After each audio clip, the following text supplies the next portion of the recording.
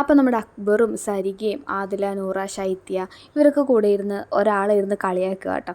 വേറെ ആരെയല്ല, നമ്മുടെ രേണുസുധീനെ. അതായത് രേണുസുധിയുടെ ഓരോ കാര്യങ്ങൾ നമ്മുടെ സരിക അഭിനയിച്ച് കാണിക്കുന്നു, അതായത് ചെയ്ത് കാണിക്കുന്നു, അങ്ങനെയൊക്കെ ചെയ്യുക കേട്ടോ. എന്തെന്ന് വെച്ചാൽ രേണു എപ്പോഴും കട്ടിലേ തന്നെയാണ്, ഒട്ടും ആക്റ്റീവ് അല്ല. നമ്മളൊക്കെ ഇവിടെ കിടന്ന് ഒച്ചയും ബഹളവും വഴക്കൊക്കെ ഇടുമ്പോൾ ആൾ 24 മണിക്കൂറും കട്ടിലേ തന്നെ. പിന്നെ ആരെങ്കിലും വരുവാണെങ്കിലും അല്ലെങ്കിൽ ക്യാമറ നോക്കുവാണെങ്കിലും സുധിച്ചേട്ടനെ പറ്റിയും മക്കളെ പറ്റിയൊക്കെ പറയുന്നു, കരയുന്നു, ഇതൊക്കെ തന്നെ.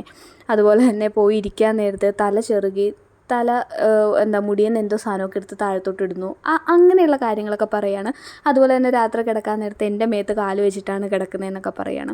അപ്പോൾ ശൈത്യ പറയുന്നു, ശരിയാ ചേച്ചി, ഞാനൊരു ദിവസം കണ്ടു, അപ്പോൾ ഞാൻ നോക്കിയപ്പോൾ 2 കാല്, ഞാൻ പേടിച്ചു പോയി, അങ്ങനെയൊക്കെ ഇരുന്ന് പറയുകയാണ് കേട്ടോ. അവർ എല്ലാവരും കൂടെ രേണുസുധി ഇരുന്ന് നല്ല രീതിക്ക് കളിയാക്കുന്നുണ്ട് ഓരോരോ കാര്യങ്ങളൊക്കെ പറഞ്ഞ്.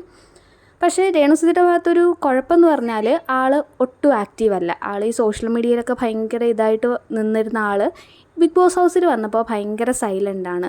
ഈ പറഞ്ഞ പോലെ തന്നെ എപ്പോഴും സുധിയുടെ കാര്യം അല്ലെങ്കിൽ മക്കളുടെ കാര്യം ഇതൊക്കെ പറഞ്ഞ് കരച്ചിലും അങ്ങനെയൊക്കെയാണ്. ശരിക്കുള്ള കരച്ചിലാണെന്ന് നമുക്ക് തോന്നുന്നില്ല, കുറച്ച് ഓവർ ആക്ടിങ് ഒക്കെയാണ്.